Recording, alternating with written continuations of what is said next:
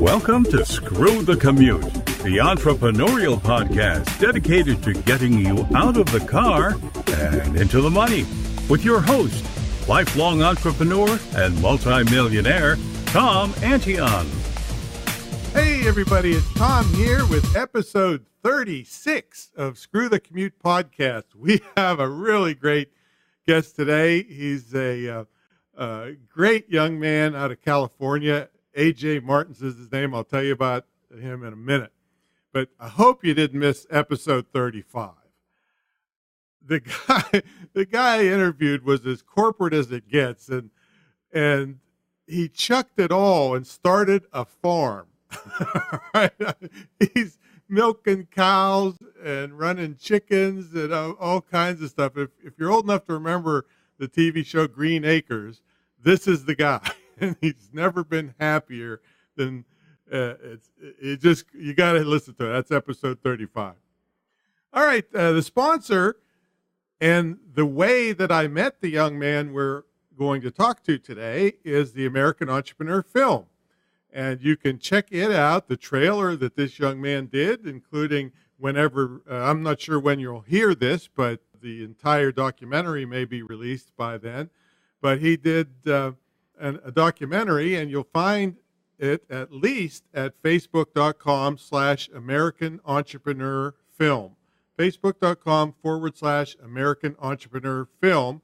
And of course, everything from today's episode will be in the show notes, episode 36. Now, I got to tell you, this young man has renewed my will to live. All right. I'm seeing so many youth go down bad paths, and their only marketable skill is protesting something. So, and they even get credit for that in college now. So this is crazy. Well, this guy didn't go down that route, and he should be an inspiration for any of you out there that have teenagers growing up. So make sure you have them listen to this episode too. I'm talking about AJ Martinson. He's a film director, editor, and cinematographer who skipped college in order to pursue a self-taught career in filmmaking. 6 years later, he's worked on hundreds of projects through his own production company, Section 3 Films, including countless national and international commercials, 4 feature-length documentaries. I think The American Entrepreneur is included in that, I'm not sure, and a narrative feature film entitled Black Mark, which he wrote, produced, and directed at the age of 21. AJ, you high testosterone age group guy, are you ready to screw the commute? You've been doing it your whole life. Yeah. Hey, tell them everybody what you're doing out there. Well, so I think at my core, the best way to explain what I do is that I'm a storyteller. Yes, I'm a techno geek. I love my camera. I love being an editor. I love shooting movies, but movies are always secondary to telling stories. And I've kind of had this obsession with storytelling since a very early age. Of course, you can't really pay the bills just sitting there and telling your friends stories. You have to make money somehow. So to do that, I've decided to specialize in corporate, nonprofit, and narrative feature films. And that is, branched out to include documentaries as well as branded content for brands and things of that nature. And that's basically the gist of what I do. That's great. Well, AJ, I know you're a young guy, but did you ever have a job? The only real job I've ever had, other than all the various freelance gigs that I took, working my way up through the ranks as a filmmaker, was in high school where I worked for my dad. My dad runs a audio manufacturing company. He designed a product called Flying Faders, which was sold in a high-end studios. What is a flying fader?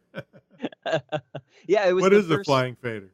It was the first, maybe not the exact first, but kind of the first mainstream console automation system in the world. Huh. So basically, robots for sound recording. Wow. Yeah, it was a huge revolution in the industry back in the time. And my dad, he's also he skipped he skipped college as well, taught himself calculus, and then designed these insane products that revolutionized the industry. So So he's been a Screw the Commuter too, huh? Yeah, you should get him on the show. I should have him on there one of these days. Yeah, I told you I wanted to meet him for sure. Yeah, no, he'd have a great story for you. He's great. He was my first job. He said, "Son, did he make you work like a job, or was this as an nepotism thing where you could take off anytime you felt like it?" Oh no, this was 8 hours a day, 5 days a week for the 3 months of my summer vacation for 3 or 4 years. Paid as an employee so that we could put stuff away in the 401k. Get that retirement started early. He's very wow. He's got you started on a retirement account before you could drive a car. Maybe. At 16, yeah. Yeah. Talk about forward thinking. The guy's a genius. So anyway, but I had to go into work, and this isn't, hey, AJ, sweep the floors. This was, soldering. You have an 800-degree soldering iron in your hands, putting parts into circuit boards for, 8 hours a day. I'm pretty sure I was his worst employee, but he thankfully kept me on. And that was how I earned my allowance. So if I wanted to go to a concert or see a movie, I would have a little spending money. Earning minimum wage, grinding transistors all day. It was an incredibly formative experience. It was kind of the moment doing that I realized I did not enjoy having a boss, especially one that was my dad, because I was treated as an employee, not as a son.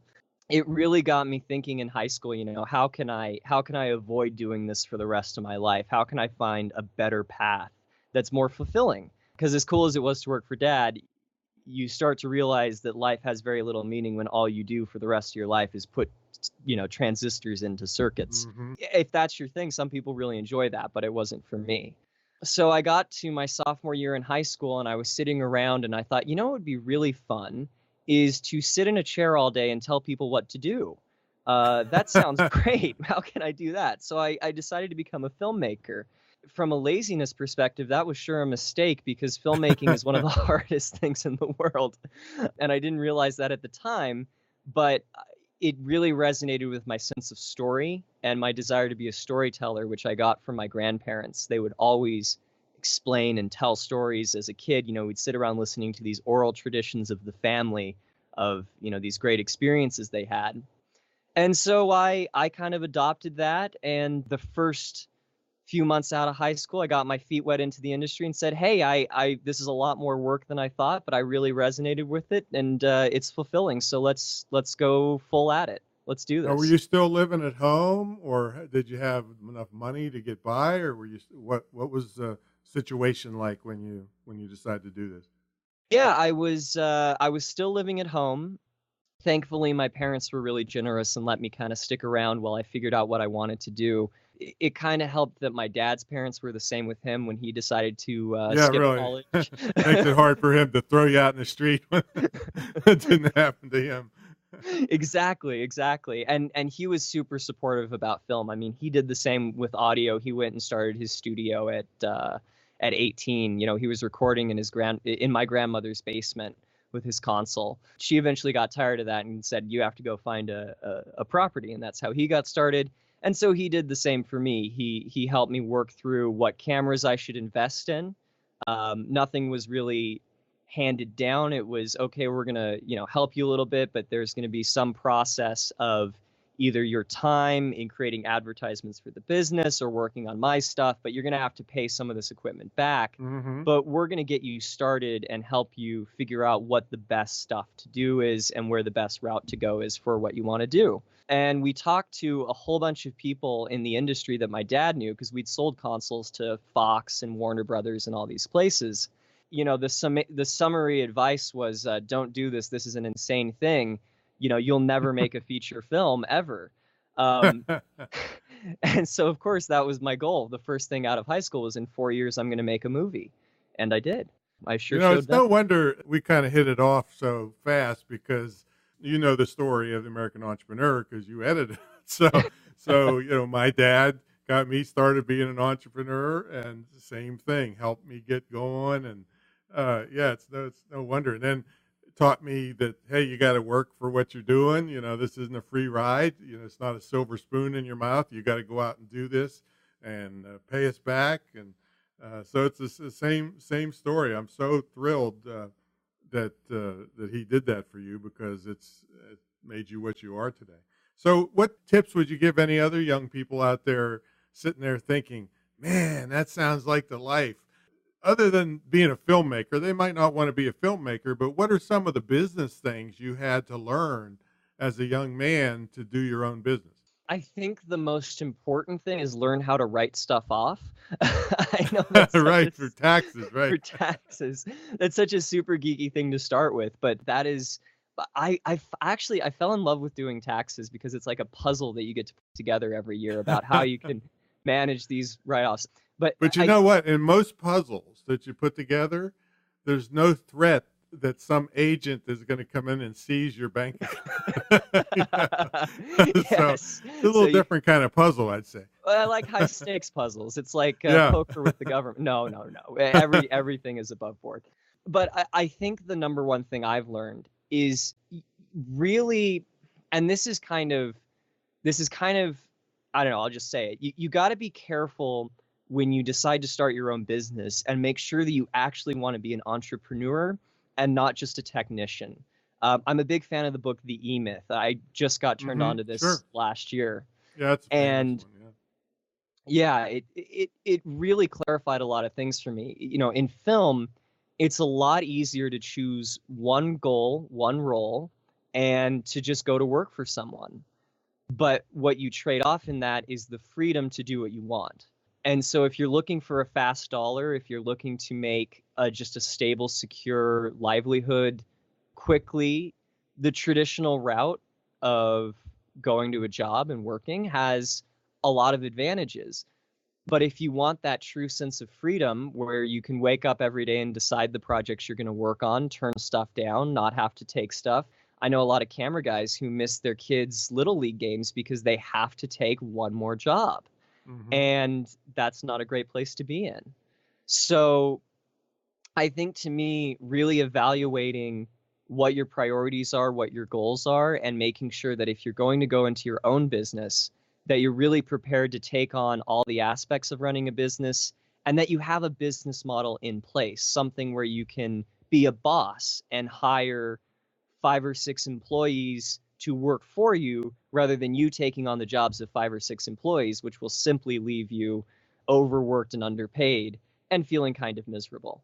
And my career has swung between those two extremes as I've gone, and thankfully I found kind of a happy medium where I'm at right now. All right, so they got to learn taxes. They have to learn to hire out skills so you don't get totally bogged down in just operating the business rather than having a business. So What else did you learn as a young man starting your first business? You know, this was a really interesting tip. This is pretty specific towards film. A lot of people, when they get started in film, they start to avoid unpaid or low paid work. They immediately try to target the top that their classification can earn and go right for that path. Weirdly enough, I have found that every single unpaid or low paid job that I've taken, especially when I was getting started, has led to some of my highest paid work ever. And so I think the takeaway from that isn't that you should give away your time for free. I think the takeaway from that is that you need to always show up. When there is something to do, when you're called to do something, step up to the plate and give it 110% every time that you're asked to do something, whether it's for $10 or for $1 million. And when you carry that attitude to all your clients, no matter what they're paying, then doors start to open a lot faster than when you simply sit back and say, well, this guy's not paying so much, so I'm going to have this kind of B-level attitude towards this project. That doesn't get your name and your reputation out there as much, and it doesn't earn you favor or respect amongst those people. And those are the people who will often turn around and give you your best work if you show up and give it 100%. Are you sure that your name's really AJ and not Sam Antion? Because, boy, this sure sounds a lot like my dad talking to me through you. But he's always said the same thing: be excellent no matter what you do, be professional at it, no matter what. I mean, I don't know if you saw that story about where in a depression he just started loading apples for free because he wasn't going to sit around and do nothing when the country needed him. So And then he got hired and he got all his cousins hired because he gave before he got. And that's kind of what you're saying here. That's exactly it, Tom. And that's why I resonated so well with your project. Your dad was a lot like my dad. That was the exact message at home, is if you commit to something, you follow through, and you always follow through because your word and your reputation is worth more than gold.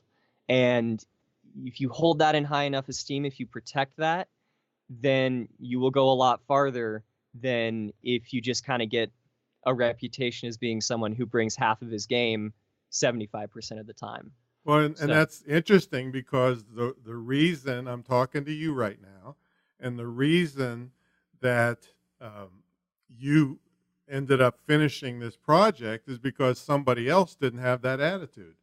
And that person is like blackballed from me and the producer and the production company and everything because they just pooped out on it. And I mean, I'm fortunate that they did because I got to meet you, but still, you see the opposite. Like, I'm doing everything I can to promote you because you proved yourself, where he proved himself in a different direction. And so it's going to hurt him forever, and yours is going to keep going and up and up and up and up.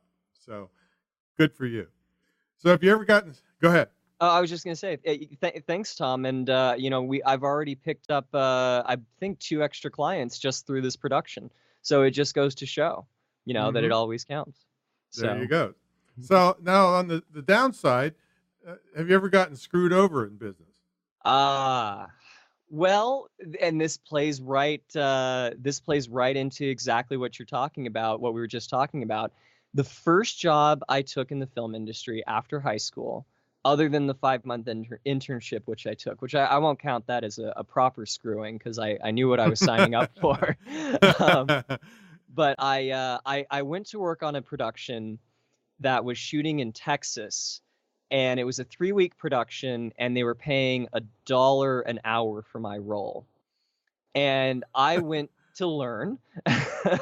Yeah, that's and sure. I went as a second assistant director, which was supposed to be, one step higher than a production assistant. PA is the grunt of the shoot who runs and gets everyone coffee every hour, and that didn't have much of appeal to me on this, independent production. I wasn't watching, Martin Scorsese direct as a PA. I was getting coffee for people who were 5 or 6 years out of film school who were trying to build their reputation. But still, I needed to learn, and I signed up for it. And we get out to Texas. It turned out that they didn't hire. You only got 50 cents an hour. Yeah. Well, I think worse than that, they didn't hire any production assistants. So you ended up being one anyway, huh? I ended up being a second AD and 5 production assistants at the same time. 5. And then by the end of the shoot, they were asking me to, do things like pay for the gas that I was putting into the producer's car. Oh. After driving it across Texas. I'd have poured all that coffee in there and see. Yeah. let him and take a bus home. but so that was the worst screwing I ever got was on that show. And I have to say, even though they kind of screwed me on the rate and it wasn't the best experience, I learned so much. And some of my fondest memories and my worst memories, but also some of my fondest memories from working in film happened on that shoot. So I've been kind of blessed that that's the worst thing that ever happened. Well, that's the thing. Some of the worst people in my life have taught me things. And they always say, people can be an example. Well, they can be an example of what you don't want to be, or an example of what you want to be. As long as you look at it like you just looked at it, you learn and you take whatever good you can find out of it and take that into the future. And that what makes you what you are. Like, I could have done without all those bikers trying to kill me at the nightclub, and luckily they didn't do it, but it kind of makes me what I am today. Scared of bikers. But yeah, exactly. And part of what, when I went to go make my own feature film, because this was a narrative feature that I was working on in Texas, I took at least 75 lessons that I learned on that shoot and said, okay, here's what we aren't going to do. And, the first one is we're going to pay people properly. And the second is we're going to stop working after 13 hours because we were working 16 hours a day. And, I drove a car for 24 hours across the state of Texas. It was just nuts. So, we took those lessons, we learned them. And then when I applied that to my own film, it made the situation a lot better, not only for myself, but all of the people under me, because they may not have always gotten along with me, but they knew that on a certain basic level, I was respecting at least their basic needs, for sleep. Right.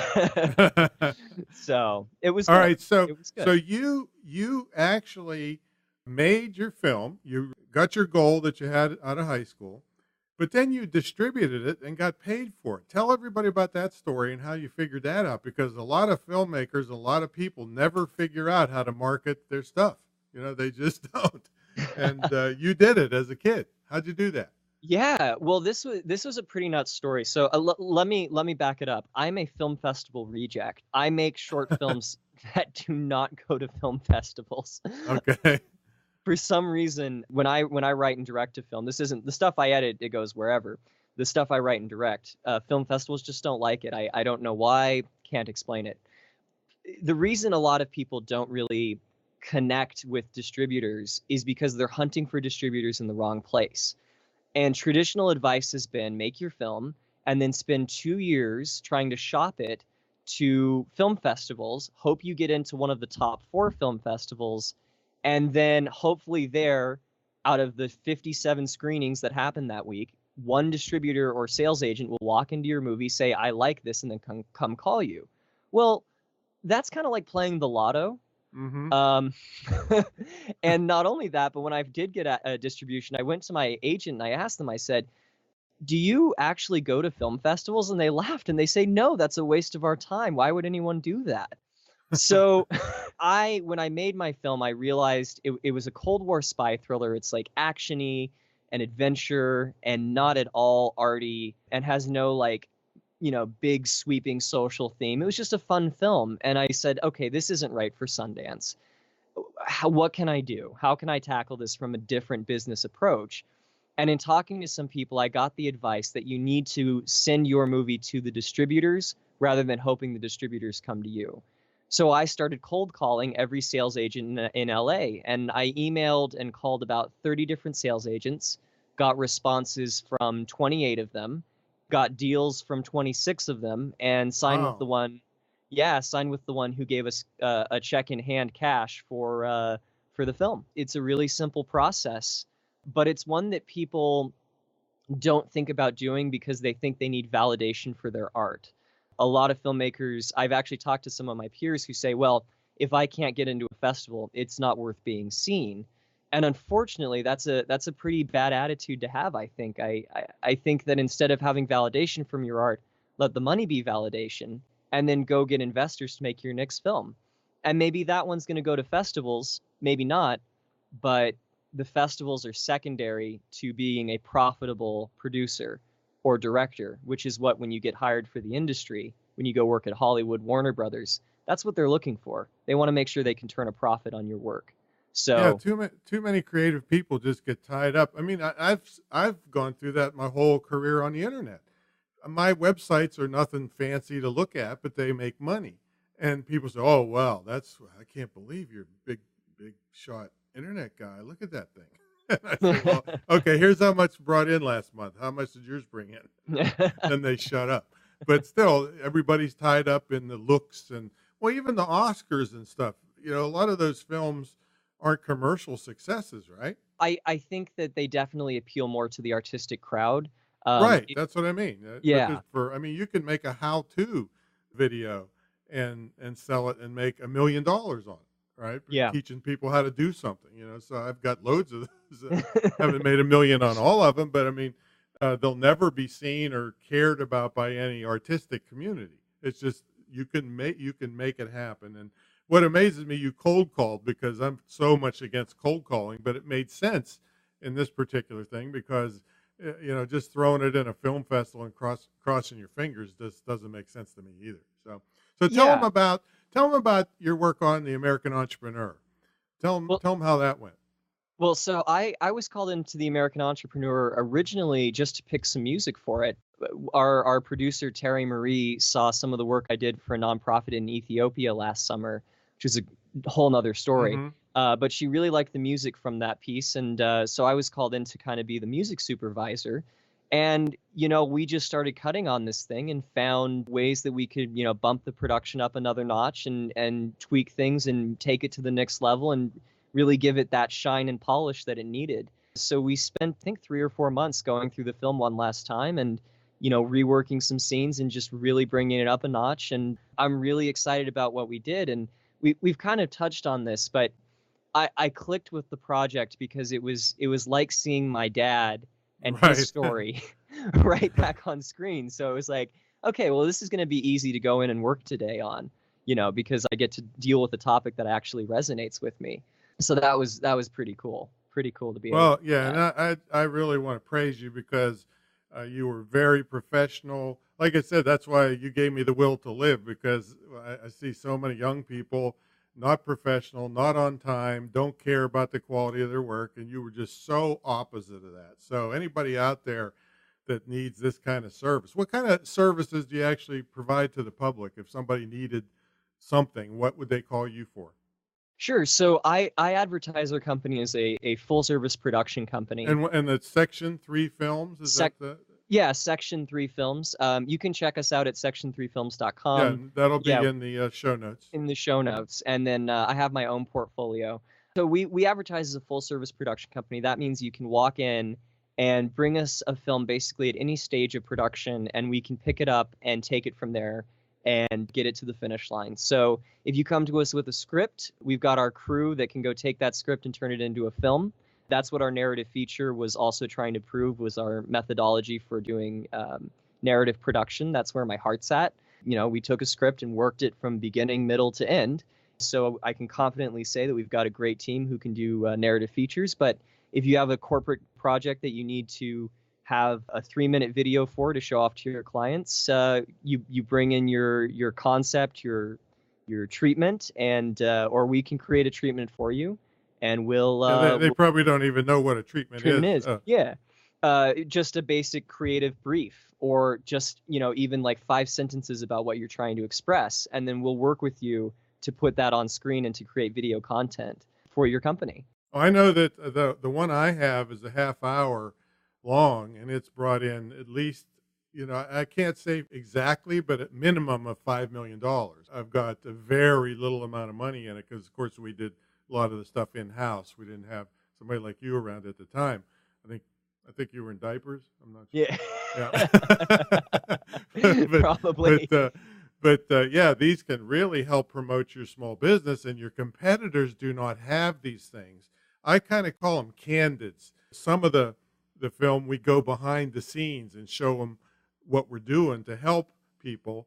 And even if the other companies are doing it too, they didn't take the time to show them in this compelling manner on video. So you could use them for something like that. So what's the worst thing of all of being in business for yourself, AJ? The worst thing... We know the best thing is your freedom, your expression, all that. What's the worst thing? Definitely the worst thing is when you don't have a team behind you and you're juggling those 17 different hats, when you're playing accountant, bookkeeper, editor, cinematographer, writer, director, and like you also have to do your dishes at some point and like clean up your office. Do your laundry. Do your laundry. That can be pretty overwhelming. And also realizing that you're not going to finish every project in one day. And so kind of fighting against the temptation to just keep working. Like I really get absorbed in what I do. And so I will need to set boundaries with my work actually and say, okay, at 9 o'clock, we have to turn everything off and like go read a book. Otherwise I'll just work through. Yeah, I get it. So all right, that's not healthy. All right. So I want to tell them a little bit about, from my perspective, the American Entrepreneur film. And then when I get done with that, what I want to do is get you to describe what's a typical day look like for you and how you stay motivated. So folks, I was very honored. I thought you had to be dead to have a documentary done about you. Apparently Hollywood is lowering its standards because I'm still very much alive. But Terry saw me a long time ago. Terry Marie's the production company, Real Mountain Pictures. We have, I don't remember what episode she's on here, but we had her on. And she saw me do a memorial for the lady that got me started in speaking. And I just met her, and very nice lady, and that was the end of it. But apparently she started following me and watched me over years, and then pitched this idea of doing a film called The American Entrepreneur. She had done 37 other documentaries on Olympians and all kinds of people. I was like, wow, are you kidding me? So, of course, I had to jump in at that time and say, well, if you're going to do this, because even though I have respect for the artistic end of Hollywood, I'm not sure they're all great marketers like AJ is. So I said, look, you know all this stuff. I got to know her. She's just a sweet lady. I said, you should put a how-to, do a documentary together. So she did. She put this enormous, great course so that you can get started doing your own documentary. So we got that you'll hear about probably over at the American Entrepreneur Film. By the way, I'll give you that link again. It's facebook.com/American Entrepreneur Film. By the time you hear this, we may have already had our big online premiere party, but I'm using it as a promotional tool. She's selling it wherever she can sell it, and it's just a really great thing that none of my competitors will have. This is a very serious film. People like AJ, and we had sound editors and a bunch of people shooting video all over the place. And yeah, it was just really, really something I'm really proud of, really honored to be in. And the best thing is it kind of honored my father and, really AJ's father too, and all fathers like them and mothers too, that gave the entrepreneurial spirit in America to people like me, and we can all pass it on. So I'm thrilled that I got to meet AJ over it too. So AJ, tell us what a typical day is like for you and how you stay motivated. Well, it's hard to say what a typical day is because I try to keep every day a little bit different somehow. Well, that makes it fun. I mean, Yeah. Because you're an entrepreneur, you're screwing the commute. Exactly. Especially in LA. I don't know. Do you live right in LA, or where do you live anyway? So I live up in Pasadena, which is about 9 miles east of LA, It's still one giant traffic jam, the whole place, right? which means that to get to LA to go those 9 miles takes about 30 minutes, and to get anywhere where there's actual film shoots going on takes like an hour. That's minimum if at nothing minimum, happens. Yeah. at best, yeah. For my typical day, I try to map out a day the night before where I set, kind of my urgent and important goals. Big fan of the Stephen Covey time management system. What do I need to accomplish that day? Map out times to do that, and then times to spend working on things that I want to do, personal projects or personal improvement, or maybe that means just watching TV for a couple hours, although I actually probably need to do more of that because I don't do that enough. Well, very few people suggest watching more TV is good for you. I guess in your field, it's a different story. Yeah, it's research actually, and right, there you go. No, I mean, when you don't make time to watch Yeah. movies as a filmmaker, you get behind on the style, so you Mhm. got to stay current. Yeah. But yeah, I try to map out my day the night before, make some personal time in that schedule, and then first thing in the morning, I'll get 6 phone calls and it'll all go straight to hell. But I try to keep on the task, and if I don't get to it all, then I'll push to the next day. And then sometimes the weeks get broken up by having shoots in the middle of that chaos, because we'll go out and shoot and then come back and edit. And so all of the shooting time kind of augments the editing time and vice versa. So we'll work 4 days on edits and then a 1 day on shoot, or 2 days on shoot and 3 days on edits, or however it kind of shakes out. I understand you just came back from Europe. Yeah, we were shooting a documentary on the Mona Lisa. I think it's called The Search for the Mona Lisa. It's going to be narrated by Morgan Freeman. And Well, hold on a second. I think the Mona Lisa had the best PR person ever, because I went to see the Mona Lisa. And by the way, I'm kind of mad at the French people because I waited my whole life to go to the Louvre, to see the Mona Lisa. I show up on a Tuesday. It's closed. Who closes anything on a Tuesday? What world is that? And so, to get back at him, I went down to the south of France and ate at McDonald's just to piss them off.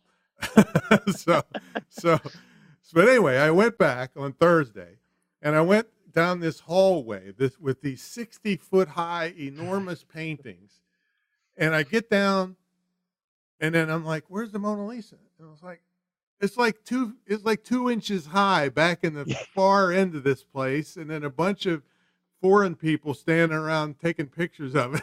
That was it. I was like, man, she had a good PR person. How did she get so famous? Well, that's what you're going to tell us in the documentary, right? Yeah. It's we kind of go through the history of who Mona Lisa was. She was an actual person living in Florence. And we talk about the different copies and versions. The Louvre Mona Lisa is actually not as impressive as the Mona Lisa that's hanging in the Prado, mostly because in the Prado in Spain, you can get about 2 inches from it, and the colors are beautiful. It's not this I didn't know there was more than one Mona Lisa. Yeah, there's, I believe, at least Mona Lisa 3. the second? Are they twins? What? Yeah, I didn't know that. We believe, I may be butchering this. I was just the camera guy, not the art historian. They didn't have Xerox machines in those days. No, but that was what their what the company would do. That's how Da Vinci would make money, is making copies. Did you know that there's a second I Last didn't. Supper? I can tell you for sure I didn't.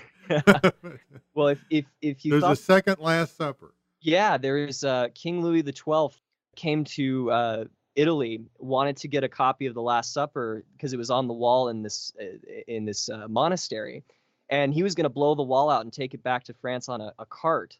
And his advisor said, no, we can't do that. That's going to destroy it. So he basically forced Da Vinci to paint with his studio a copy of it on basically like a 30-foot high IMAX screen canvas. And it ended up in a monastery in Belgium, and I got to go shoot that. That was the year before. And this is like Screw the Commute history lesson. Yeah. Now, when you say forced Da Vinci, did he hold like a musket at his head? No, more or less, Da Vinci had a bunch of contracts with the state of either Milan or Florence at the time, and King Louis basically said, sorry, we're taking him, we're going to have him do this project with his studio. So all of we got the code. Yeah, well, and they took over, So yeah, his pupils did most of it, but we think that 2 of the figures on there they didn't have any underdrawings. So our theory is that those were done by Da Vinci itself. So you're hanging out with all these people. Yeah, I'm No wonder you rolling. stay motivated. Who would not be motivated to do that kind of stuff? It's not a bad life to live, honestly. Getting to hang out in Europe, like studying art history from a PhD who's the best-selling author from National Geographic. It's a good life, not gonna lie. Was the pizza any good? I don't like so I'm going to get murdered for this, but Italian food in America is better because we use so much more butter. And MSG. We and gluten. And gluten. I was thinking about buying up all the gluten that nobody wants anymore and cornering the market on. Then when they decide it's good, I'll have it all and I'll sell it back to them for a fortune. So, this has been really great, man. Tell them, how do they reach you again if they want to, if they would like to ask you questions or maybe pitch a project? The best way to pitch a project is through my website, section3films.com. You can see my personal portfolio. This is kind of my curated top videos that I've done at aj.section3films.com. And then right now I'm actually producing a masterclass on how to distribute films following my very simple method, but also going in depth on things you need to prepare in pre-production and things you need to watch out for in post-production when you sell your film. And that's going to end up at filmsales101.com and probably releasing most likely by the time that this podcast is out. Yeah, so great. All right, check me out there. Yeah, and just a little warning for everybody. Now, AJ's demo reel, I don't know, what you call it, portfolio, is real. You have to be careful because some unscrupulous people will grab other people's work and put it in their own reel and claim it as their own, and then they don't have the competence to do it. So you got to be very careful about who you deal with, and this guy's the real deal. So you have any parting thoughts for all our screwballs out there that might be thinking about starting a business? I mean, definitely screw the commute. Especially if you live in Los Angeles. Especially if you live in LA. Oh God, there was 1 month I was spending 3 hours in the car, and that's like the worst thing ever. It's the biggest waste of time.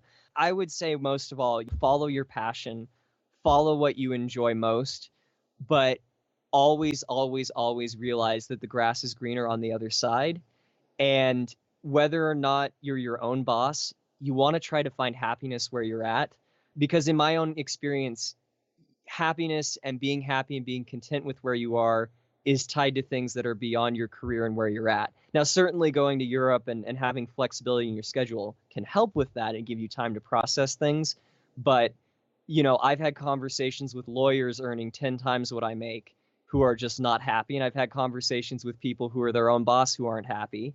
And I've had conversations with people who work a 9 to 5 who are extremely happy, and vice versa. So I think the biggest, most important thing in all of this is remember that the American dream is about the pursuit of happiness.